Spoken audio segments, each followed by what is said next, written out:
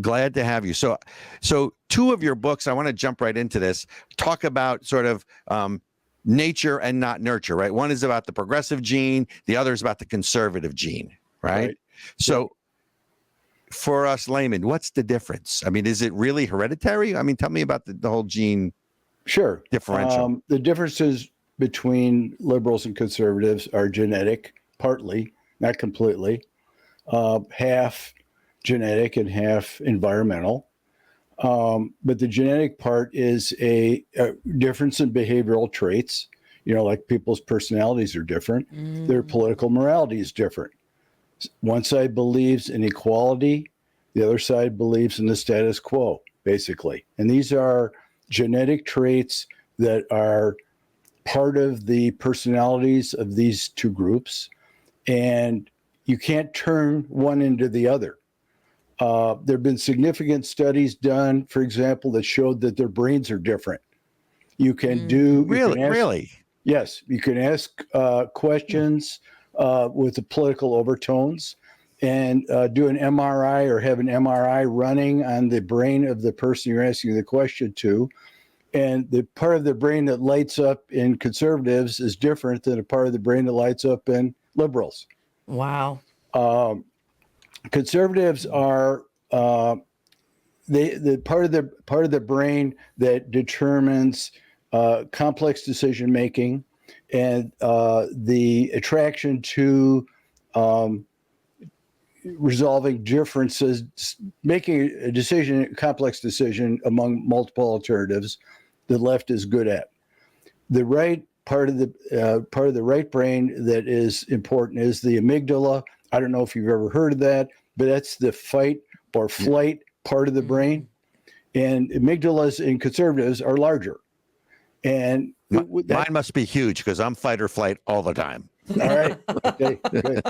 But the point is, conservatives are more circumspect.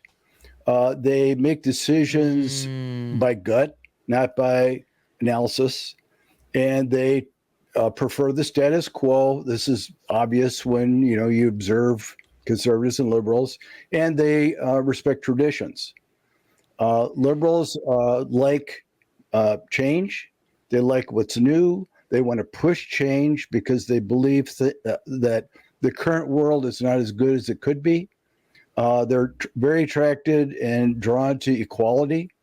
So they're driven forward by the desire to make a equality-based society. So can I ask a question real quick? Yeah. One question I would have based on what you're saying is, how much of this is hereditary? Because I grew up in a family that was mostly, to be honest, nature versus nurture, right? I grew up in a family at large, and I'm not just talking about my nuclear family, but the cousins, the aunts, the uncles that were very sort of left of center. Whereas, and both of my siblings, I'm the youngest of three, both hard left of center, right? Whereas I am obviously, I would say, hard right of center. And so how does that theory of sort of the gene drive, your genes driving some of this, how do you address that or factor that in, that in one family you could have people of different political persuasions? Remember, you have two parents and each has two set of genes, right? So you don't know which one you're going to get. Maybe there's a conservative part of one parent that you got and the others didn't. So it's the gene roulette wheel is what you're telling me. Gene roulette, right. But if you look, I've read studies about the number, if you take children that have two conservative parents or two liberal parents, you look at how they grow up, 60 to 65% have the political view of their parents. If parents are different, then obviously that percent goes down. But I'm remembering it's the very influenced by your parents from biology. Right. And also remember, if if your parents are conservative, they probably have friends who are conservative. They may live in a conservative neighborhood. So the environment also has an influence on the genetics and pushes you in a certain direction. But it's not universal. It's also the way you were describing it. I'm an accountant by trade, for an example. I'm a conservative. I'm an accountant.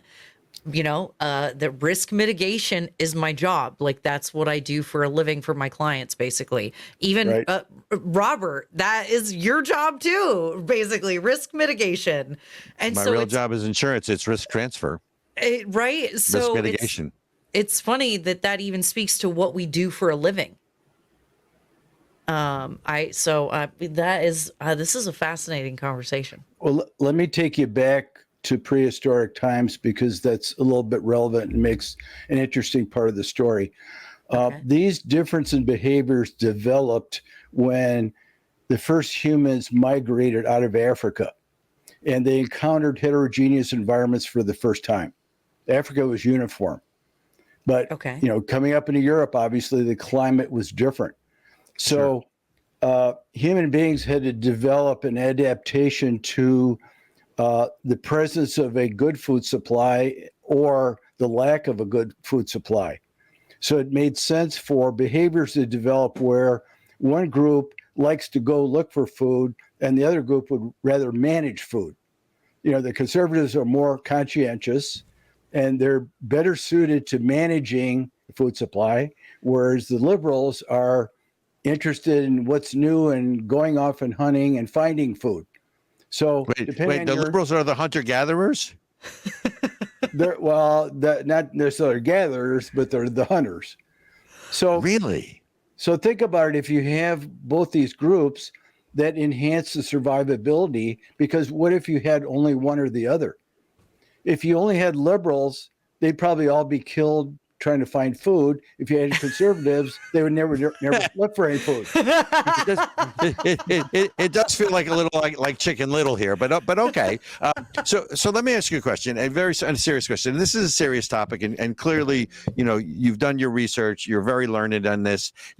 I come from sort of a visceral, emotional, right or wrong. And I do believe there are not everything in life is relative, right? I do believe that certain things, it's, again, as I use it as an example, former many years ago, Supreme Court Justice Potter Stewart, when asked to define pornography, he said, I can't define it, but I know it when I see it, right? It's the same thing to me with right and wrong.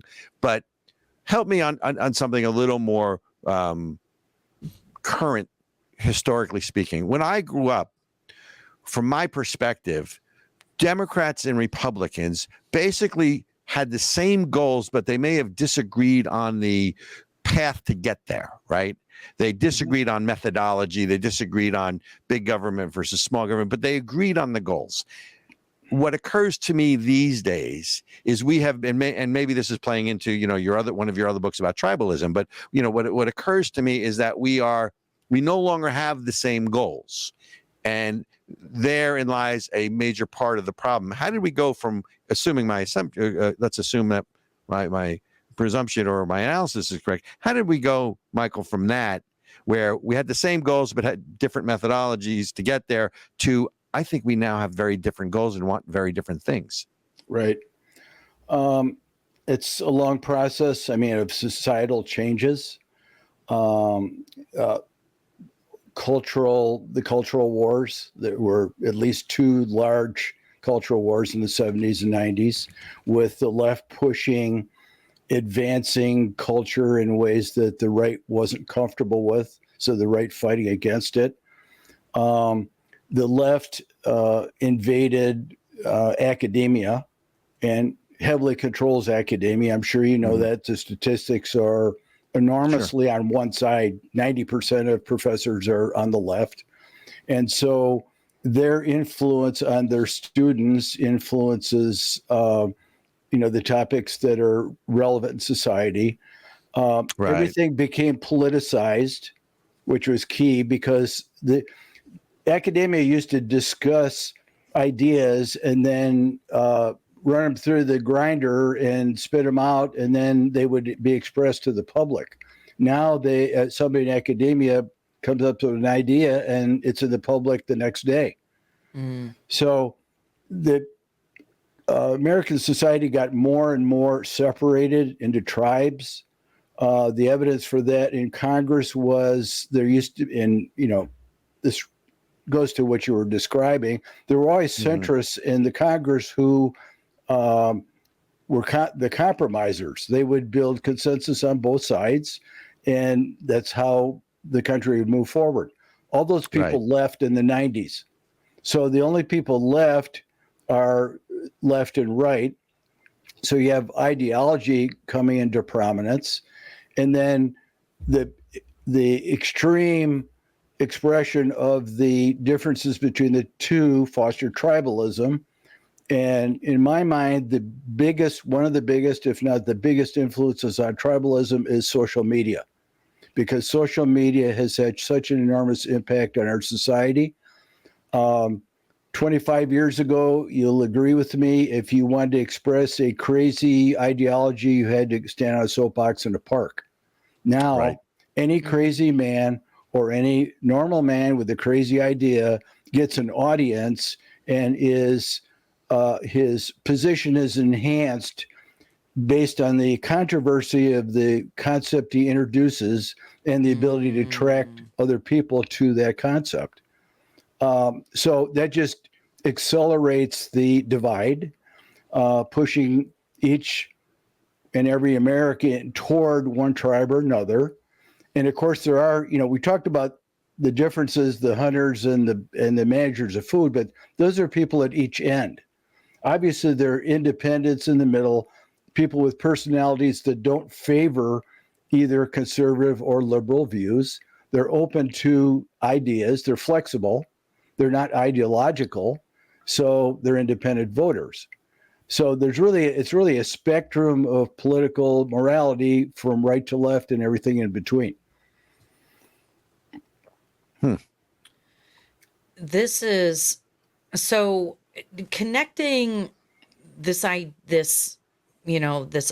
that, we kind of inherently have these biological differences, right? Nature versus nurture, whatever. But we have these natural differences.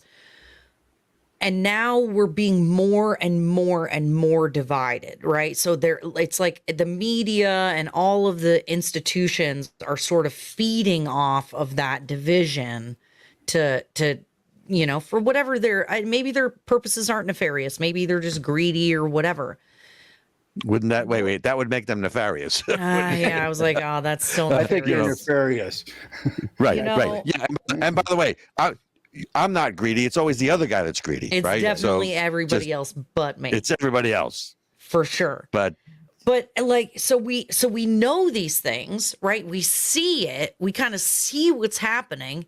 Now, how do we keep from tearing each other apart, right? How can we, as the farmers, appreciate the hunters, right?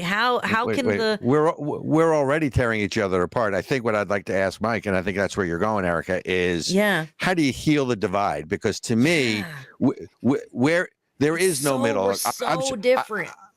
Well, we're polarized, right? I mean, we're divided right from left, black from white, rich from poor, men from women. We're divided into so many, let's call them tribes. I may not be using your definition of the word accurately, Mike, but talk about that. What happened to the middle, and how do you put it all back together again? Can you?